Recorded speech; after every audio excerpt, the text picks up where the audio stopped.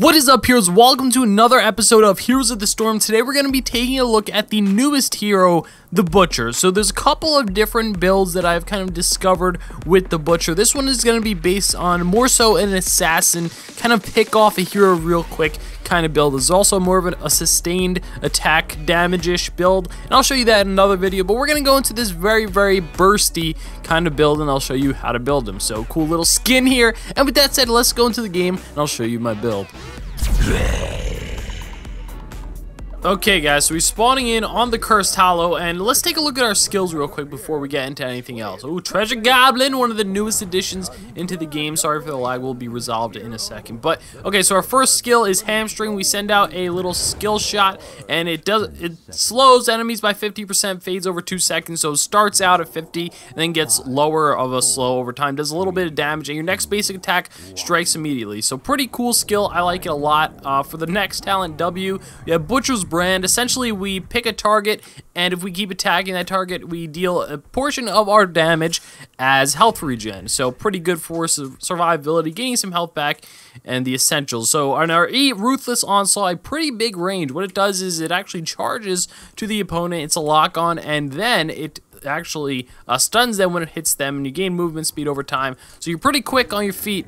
And yeah, so for the first talent, we're in a little bit of trouble already. Keep in mind, we are an assassin, so just because we're big and bulky and strong and we have really sharp knives does not mean that we could just run in there and, you know, just tank a ton of damage. We're not a tank. But anyway, the first talent we're going to take, Invigoration, which reduces our cooldown if we hit a hero by 1 second. It's already on a 4-second cooldown, pretty low to begin with, so this is just going to make it the uptime that much more.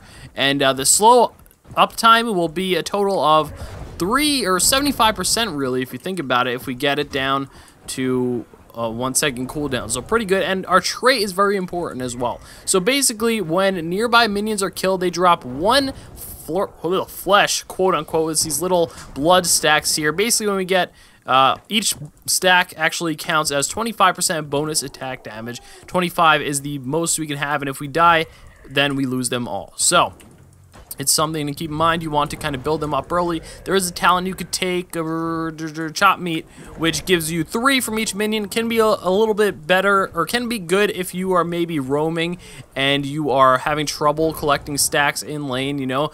But on small maps, it would actually be better to roam without that, because you just be going through the lanes and, you know, farming the stacks of the fresh meat. It just depends on the situation. I'm gonna head down bottom just to cover the experience while Asmodan is down. We are gonna see a tribute come up relatively soon, but just gonna sit in there and soak up a little bit of bone experience. So the Butcher, thus far, very interesting character, has a lot of things that make him a good asset to the game. I think, you know, just something unique and different that we haven't really seen before. So this is our W that we're going to use now. We're going to keep popping our Q. Try to keep that Q up as much as possible. I'm just going to push down this wave, try to collect a couple of extra of fresh meat stacks before we go into battle. Ideally, we have 25 going into this battle. Not always possible. For the next talent, we're going to take Cheap Shot, which gives us a bonus damage on movement impaired targets. I mean, stunned, slowed, roots, anything like that. But basically, our Ruthless Onslaught actually does stun them. So if we use that, our Ruthless Onslaught, into our Q, well, we use our W first to get a little bit of bonus, a health regen, but into our Q, we're going to get the bonus attack damage every time. So basically, we can stack our Q enough so that, with a lower cooldown on our Q, it makes it so that we can really just keep it up almost indefinitely, and it's just so good for that. And apparently, Abathur is playing the Butcher, which is a weird occurrence. So we're just gonna head over here, and he's gonna trap me, kill me. All right, cool. So, by the way, we have a bunch of Diablo 3 characters on our team. Pretty cool if you're a Diablo nerd like I am. But, yeah, teams real quick. We have Nazebo, Kel'Thas, myself, the Butcher, Asmodan, and Malfurion against, oh, we're pushing hard, against Nazebo, Tyrael, Vala, Lily, and the Butcher. So the majority of these heroes are Diablo heroes. Now, if this was on the new map, the Eternal Conflict, that would be even more interesting. But this is actually quite interesting. We do have an enemy Butcher over here, so I don't know, just cool little nerd fact. And yeah, so the Butcher, the way you want to play him, there's definitely a couple of options to play him. You know, you could play him as, like I said before, either a burst assassin. You could play him as a sort of sustained damage dealer, although I am not so sure as of yet how effective that build is going to be. I believe that's going to be probably the weaker build of them all at first glance, but time will definitely tell. And I'm trying to see if we could do something to this volley here, do something nasty to this volley if my team will follow up. Of course, we do have our E, which has a lot of range. Just kind of waiting for my team. We're actually going to cancel that E. You could do it by just hitting it again, and that is our charged spell. Oh, this is real bad. We're very squishy, and we're taking a lot of damage. Okay, well, we didn't have Nazebo there, so that pretty much cost us the fight, and it's all good. Nazebo, friend, please come to tribute. You have to kiss a little butt if you want them to listen to you in a quick match, because they do their own thing. But anyway, we're just going to go back to lane, shake it off. Let's see, is this Tyrael chasing? No? Okay, well, I'm going to tell him back off. I'm going to head back up top. I was. Anyway, we're going to take for our next talent, we're going to take Brutal Strike, which will essentially, after we use our hamstring, our next attack will give us bonus damage. So you see we have kind of this synergy between our Q, lowering the cooldown and etc., making it more deadly. And on top of that, we also have the ability to, once we charge in with our Ruthless Onslaught, we get the bonus damage from our Cheap Shot and then the bonus damage from our Brutal Strike. So we're really buffing up our Q here, our hamstring, and making that as good as possible. Now, we did just die. We have to be careful. We don't have any stacks of fresh meat, so we wanted to take some time, farm it up a little bit difficult on a huge map such as the Cursed Hollow, but it's something that we want to focus on preferably before the next team fight, which most likely is going to be around the next tribute. Well, really, we are quite behind, so we need to farm up to get to level 10, so we can't contest if they hit level 10. If they don't hit level 10 in time, then we will be able to contest this, and this actually might be a good idea. A pre-10 fight could actually be really beneficial for us. Now, if they hit level 10 during the time the tribute is up, that could be very deadly, but they might actually just miss it, and that would be fantastic for us. So I'm going to wait for my team to initiate. We don't really have much of a tank here. Maybe if Malfurion can land a good route. That is the problem with such a tanky hero, or such a not tanky hero, such as the Butcher. He has a good initiation right there in the form of that spell, but other than that, he really needs someone else to kind of do the initiating. Gonna try to bait this Tyrael to come to me, but he looks like he's gonna chase down my Azmodan. They did just hit level 10, so this is dangerous. They have a Nazebo with Ravenous Spirit, which of course can deal a ton of damage. So I'm just gonna ping my team to get back, because a Nazebo over there would absolutely wreck our stuff, and letting them have the tribute is definitely the better option at this point. So we're kind of still down on stacks. We weren't able to farm them up yet. There's a talent you could take at the beginning, like I said before, that gives you bonus stacks faster, and it has its uses, but generally you will be able to farm them up for, you know, the crucial fights. And the other important thing is to stay alive, you know, keep those stacks alive, and oh my goodness, get these zombies off me. And the other tribute is now top, as the first one was bottom, and it always goes in a 3 tribute site, or okay, so there was already 3 tributes, but they did just hit level 10. We need to hit level 10. Need 10. We need to hit level 10 or we cannot contest. So I'm just going to tell them to back up. There's a 100% chance we cannot contest unless we hit level 10. Plus Azmodan's bottom. It's just not going to end up well. So we just need to back. Okay, there we go. We hit 10. We're going to take Furnace Blast for this particular scenario. We can look at some other options in other builds that I kind of hinted at before. And Azmodan with the body blocks. Azmodan, leave me alone, buddy. We're both bosses in Diablo. We're supposed to be friendly. What the heck? That was mean. Oh. This Tyrael's trying to get greedy.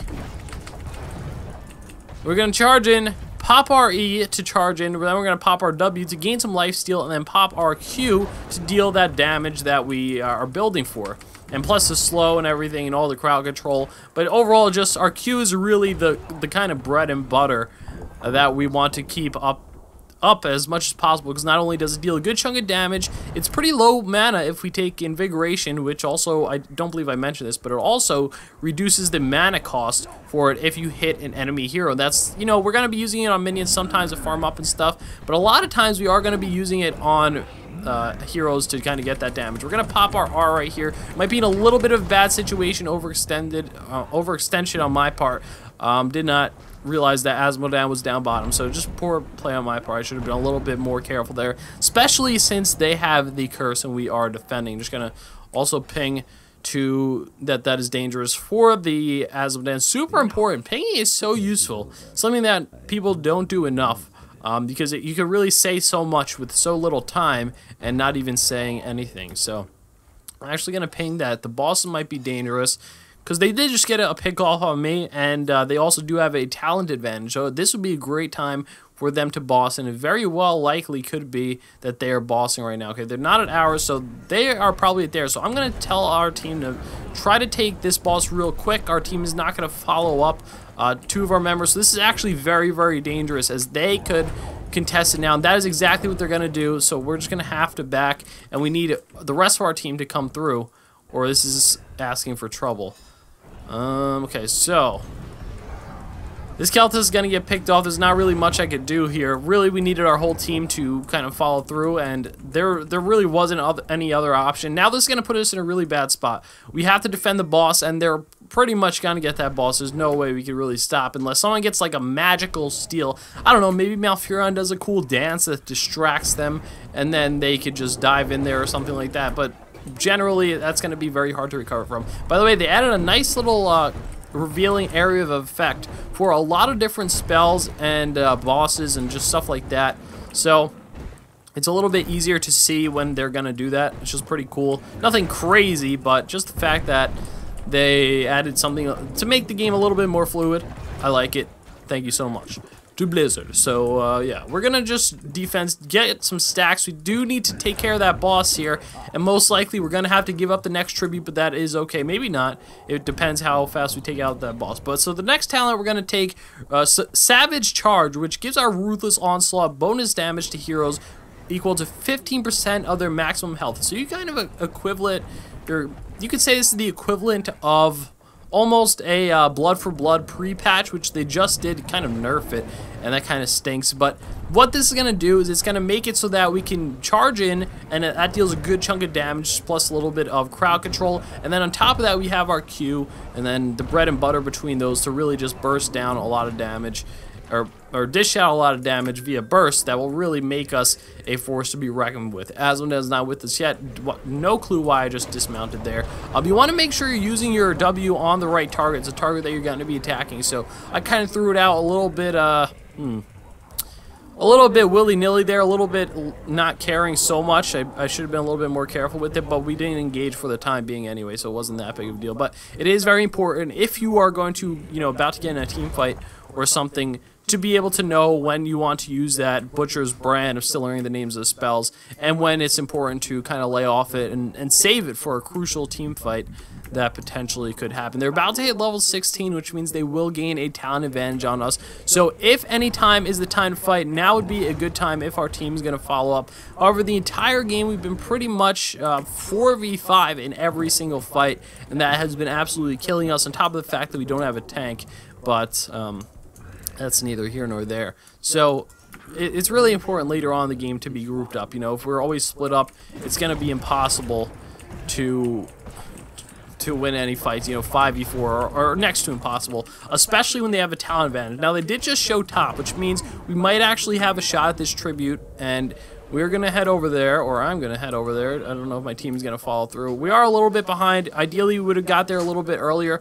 It was pretty crappy timing with us just hitting the siege camp, and they are going to charge in and us going to back up. Hopefully, we pop our R, but hopefully my team follows through. They are going to, and we might actually have a good shot of this. As Vala and Tyrael were both split up from the fight. However, we're not going to be able to finish off the enemy Butcher. The Tyrael trying to take him out, but they're not going to be able to. Finally, Keltis does, and a good strafe from Vala going to be able to take him out. My buddy asking me if I got the Butcher, and of course I got the Butcher. I'm making a video about him right now. So, interesting turn of events there. That team fight actually didn't go as bad as it possibly could have. So we only lost 3 people in exchange for 2, and despite the fact that, that was actually pretty big because we were behind a whole talent tier, so that could have went a lot worse. We could have almost got wiped, but my initiation could have been a little bit better. The main problem there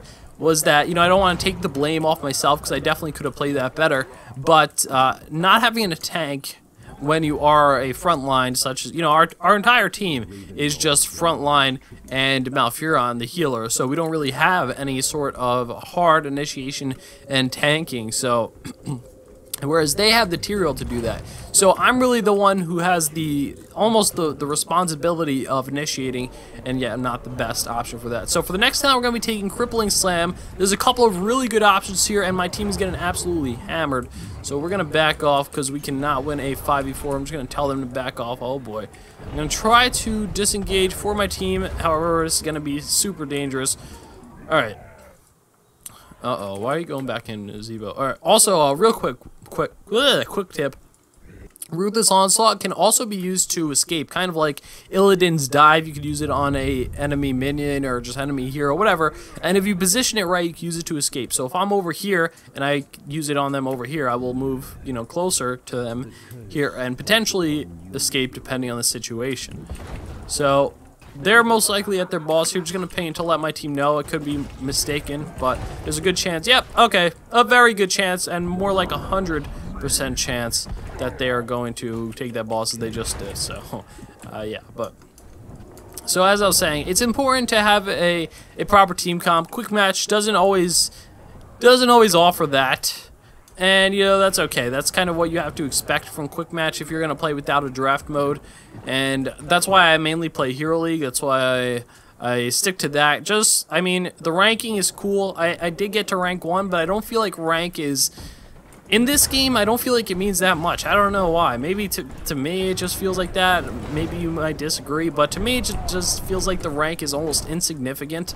And, I don't know. I can't even explain why. I don't really know. It just doesn't feel like rank is that important. Maybe because I just see so many rank 1s. I don't know. But anyway...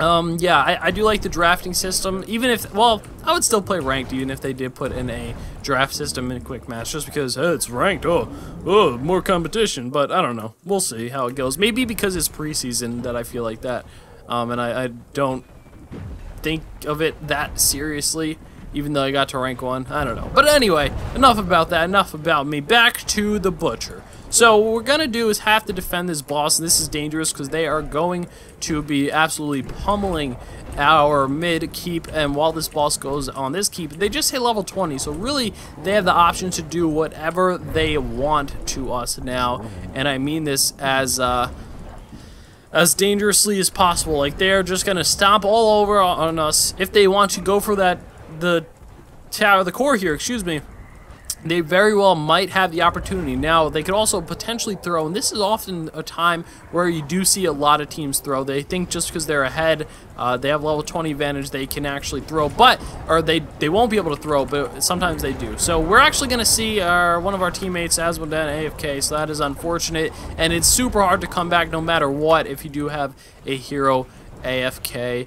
And he finally sees the light. He finally sees that we have an opportunity, so he's going to come back. I'm going to charge in on this Butcher. I actually think I blocked him off from my team, so that's good. But our core is going down very, very quickly. Going to try to escape from the Nazebo zombie wall, which is going to trap us in, and we are actually going to lose this game, unfortunately, due to a couple of bad not teammates, what am I saying? A couple of bad team fights outnumbered that really snowballed into us losing a couple of bosses, a couple of tributes, and really that just snowballed the entire game. So, although Heroes of the Storm not so snowbally as some other MOBAs, definitely does have some aspects of snowballing, and you see all that right here. So, but good game nonetheless. Hope you guys kind of enjoyed my Butcher build, and this helped you out. And with that said, thanks for watching. Peace!